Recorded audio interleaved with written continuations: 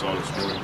Did you feel like Destin had a legitimate excuse in the Lecomte? I mean, some traffic, and he was still running at the end? I think part of the excuse was just him not focusing, you know, and he made an adjustment on his blinkers for the Sam Davis and tried to close him up a little bit, just trying to get him to focus. And the thing that we did like about the Lecomte is we felt like it was a sneaky good race. He really never leveled off and ran until the last 16th of a mile, and when he did, he finished up with enthusiasm. So much more professional race in the Sam Davis, and then again in the Tampa Derby. So you know, if we can keep him focused, I think you know, I think he'll get the distance. Does his style fit pretty well for this? And that it doesn't. There's not a lot of speed. There are some closers, quite a few closers, and he seems like he can hang a little closer to the pace and still make, you know, have something like that. It seems like there's a lot of deep closers in this field, but I think there's going to be a little more pace than everyone else seems to be handicapping at the moment. I think when, you know, Dans and Candy and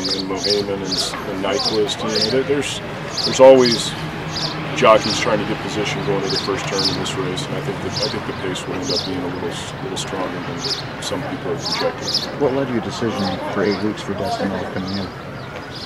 It was a tough decision because you know, part of it is you're passing up a good opportunity in between. You know, there's the Wood Memorial, the Bluegrass American Sod Derby, all the, you know, considerations and great ones and significant races in their own. But we just felt like for us, that we've had success in the past, giving horses a little extra time.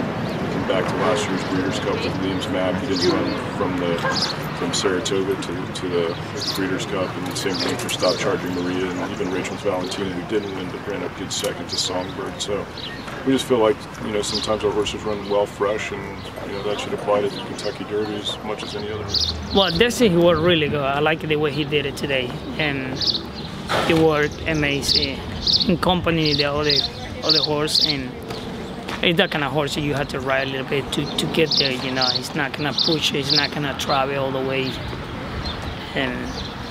but I'm very satisfied the way he did it today.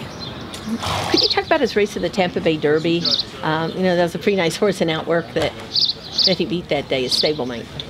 Well, everything worked out good that day, perfect. You know, it was a perfect scenario. You know, I think I give it credit. My horse, he got good, better spot in the race. His pocket position, you know, everything worked out for him very, very well.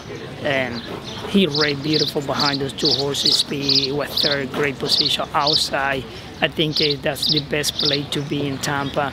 And the other horse, Outwork, he was, you know, the worst part, and he still ran pretty good. He was inside the real. I think he kind of struggled a little bit.